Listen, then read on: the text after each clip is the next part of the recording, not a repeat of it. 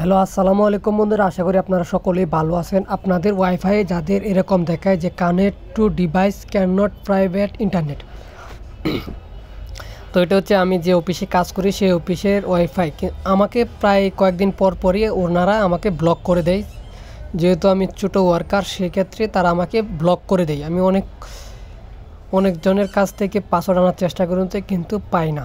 তারা আমাকে আমার ডিভাইসে ব্লক করে দেয়। সেটা আমি কিন্তু খুব সহজেই এটা খুলতে পারি, যে কীভাবে খুলতে হয় সেটা কিন্তু আমি জানি। বুঝতে পারছেন?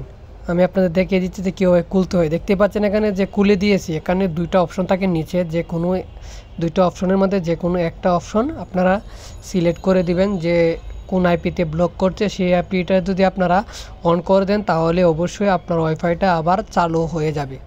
তো এইভাবে আপনারা আপনাদের যে ওয়াইফাই যদি আপনাকে কেউ এই লক করে দেয়, তাহলে আইপি লক করে দেয়, তাহলে এটা খুব সহজেই আপনারা চালু করতে পারবেন। ভিডিওটা দেখে অবশ্যই চালু করতে পারবেন। আল্লাহ হাফেজ।